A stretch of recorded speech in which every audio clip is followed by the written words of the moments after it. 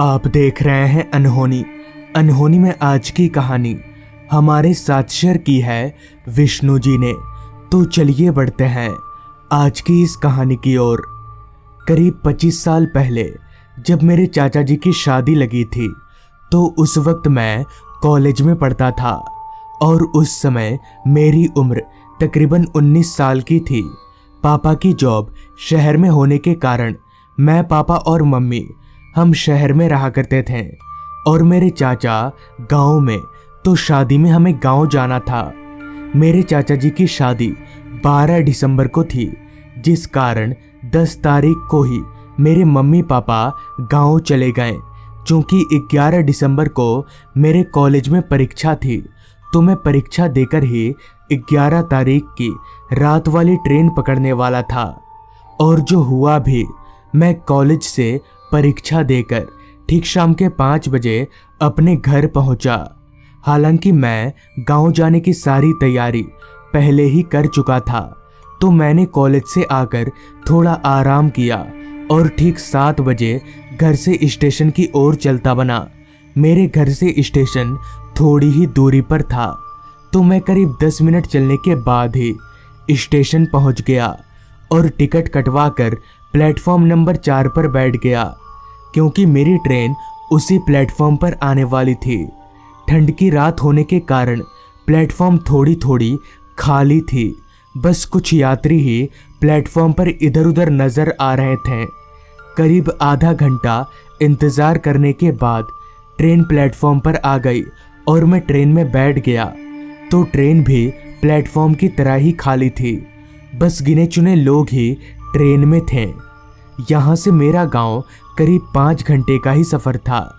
तो अगर ट्रेन अपने निर्धारित समय पर चलेगी तो मैं रात के 12 बजे तक गांव के स्टेशन पर उतर जाऊंगा, जिसके बाद ट्रेन के साथ ही साथ मैं भी अपनी मंजिल की ओर आगे बढ़ने लगा। और ठीक वैसा ही हुआ। मैं रात के 12 बजे गांव के स्टेशन पर उतरा तो स्टेशन पूरी तरह से अंधेरे में डूबा हुआ था और ट्रेन से भी इस स्टेशन पर उतरने वाला मैं अकेला ही था। गांव का स्टेशन होने के कारण मुझे मेरे अलावा और कोई नहीं दिख रहा था। ठंड भी इतनी थी कि मेरे पैर कांप रहे थे। किसी तरह मैं चलकर स्टेशन से बाहर निकला तो बाहर का माहौल और भी ज्यादा सुनसान और सन्नाटे में डूबा हुआ था। दूर दूर तक इंसान तो दूर, कुत्ता तलक भी दिखाई नहीं पड़ रहा था। अंधेरा तो इस कदर फैला हुआ था कि चांद की रोशनी भी उस घने अंधेरे के सामने कम पड़ रही थी। मेरे पास टॉर्च भी नहीं था तो मैं उस घने अंधेरे में ही इधर उधर किसी सवारी को तलाशने लगा। मगर आज से 25 साल पहले रात के 12 बजे किसी सवारी का मिलना काफी मुश्किल था, वो भी गांव के इलाके में। खैर, कुछ देर इधर उधर अपनी नज़रों से तलाशने के बाद जब मुझे कोई सवारी नहीं मिली तो मुझे पता चल गया कि मुझे पैदल ही चलकर घर जाना पड़ेगा। तो मैं पैदल ही घर की तरफ आगे बढ़ने लगा। आधी रात का वक्त, ऊपर से कड़कड़ाती ठंड एक ऐसा माहौल बना रही थी जिसे मैं अपने लफ्जों में बयां नहीं कर सकता। स्टेशन से गांव का घर करीब 4 किलोमीटर दूर था तो मुझे पैदल चलकर जाने में लगभग 1 घंटे का वक्त लगने वाला था। कुछ दूर चलने के बाद मुझे रास्ते के किनारे एक आदमी दिखा जो बैठकर आग ताप रहा था। इतनी कड़कती ठंड में तो पहले से मैं सुन्न पड़ चुका था तो मेरा भी मन कुछ देर आग के पास बैठने को मचलने लगा, जिसके बाद मैं भी उस बुजुर्ग आदमी के पास जाकर बैठ गया और आग तापने लगा। अभी मैं बैठे बैठे आग ताप ही रहा था कि तभी मेरे जहन में एक सवाल ने दस्तक दी कि इतनी रात गए इस सुनसान रास्ते पर ये बुजुर्ग आदमी अकेले क्या कर रहा है, वो भी इतनी ठंड में। इस सवाल को मैंने ज्यादा देर तक अपने जहन में नहीं रख सका और उस बुजुर्ग आदमी से पूछा, चाचा, आप इतनी ठंड में बाहर क्या कर रहे हैं, वो भी इतनी रात गए? इस पर उस बुजुर्ग आदमी ने कहा, मेरा कोई घर नहीं है, मैं रात को बाहर ही भटकता हूँ। और सुबह इस पेड़ पर रहता हूँ। उस बुजुर्ग आदमी की ये बात मेरे कुछ पल्ले नहीं पड़ी, जिसके बाद उस बुजुर्ग आदमी ने मुझसे पूछा, तुम कहाँ जा रहे हो इतनी रात गए? फिर मैं उन्हें पूरी बात बताई और हम बैठकर आग तापने लगे। अभी हम बैठकर आग ताप ही रहे थे कि तभी जब मैंने नीचे देखा तो मेरे होश उड़ गए और मैं इतने ठंड में भी पसीने से लथपथ हो गया, क्योंकि जब मैंने नीचे देखा तो पाया कि आग कहीं और से नहीं बल्कि उसी आदमी के पैरों से जल रही है। इस दृश्य को देखकर मैं जोर जोर से कांपने लगा और मेरा सारा शरीर एकदम से फूलने लगा, जिसके बाद मैं झट से उठा और घर की तरफ भागने लगा। मैं भागते समय बार बार पीछे मुड़कर उस बुजुर्ग आदमी को देख रहा था। एक बार तो मुझे वो बुजुर्ग आदमी दिखा, मगर मैं जब दूसरी बार पीछे मुड़ा तो वो बुजुर्ग आदमी और आग एकदम से गायब हो गया। लेकिन फिर भी मैं भागता ही रहा, मगर मेरा घर अभी भी काफी दूर था। अभी मैं भाग ही रहा था कि तभी पीछे से मुझे हॉर्न की आवाज आई। उस हॉर्न की आवाज को सुनकर जब मैं पीछे मुड़ा तो ठीक एक ऑटो चलकर मेरी तरफ आ रही थी।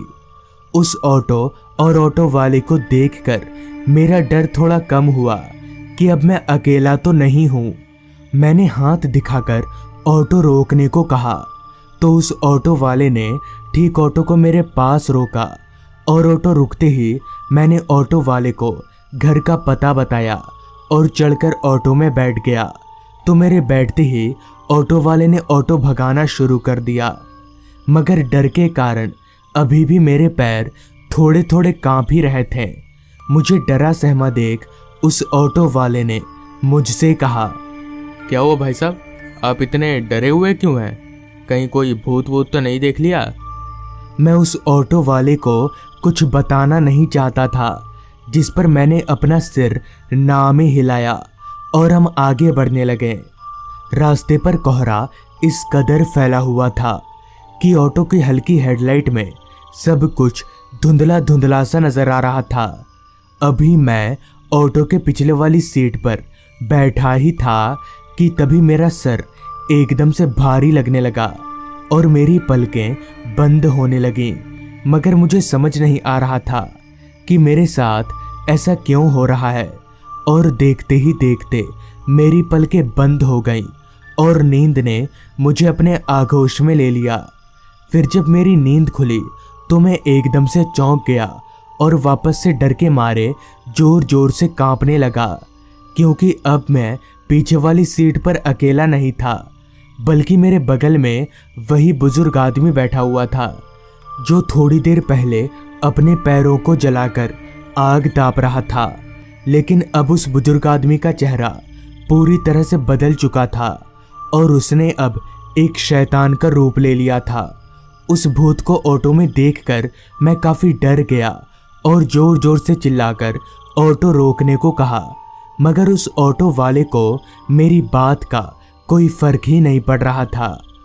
तब मैंने और जोर जोर से चिल्लाना शुरू कर दिया और तभी उस ऑटो वाले ने अपना सिर एकदम से पीछे घुमाया तो उसका भी चेहरा उस भूत की तरह था। ये देखकर मैं समझ गया कि ये दोनों भूत हैं और शायद अब मैं जिंदा नहीं बचूंगा। तभी डर के मारे मैं बेहोश हो गया। फिर मेरी आंख खुली तो मेरे पापा मुझ पर पानी के छींटे मार रहे थे और मैं रास्ते के किनारे पड़ा हुआ था। जिसके बाद मैंने घर वालों को पूरी आपबीती बताई, जिस पर उन्होंने बताया कि वो ऑटो वाला और वो बुजुर्ग आदमी दोनों दोस्त थे। एक दिन दोनों ऑटो से कहीं जा रहे थे, तभी उनकी ऑटो का एक्सीडेंट हो गया और वो दोनों वहीं पर ही मर गए। तब से उनकी आत्मा भटकती रहती है। तो दोस्तों, ये थी आज की कहानी। अगर आपको ये कहानी अच्छी लगी हो तो चैनल को ज़रूर सब्सक्राइब कर लें। तो मैं आपका दोस्त आर्यन जल्द ही मिलूँगा आपसे ऐसी ही एक कहानी के साथ।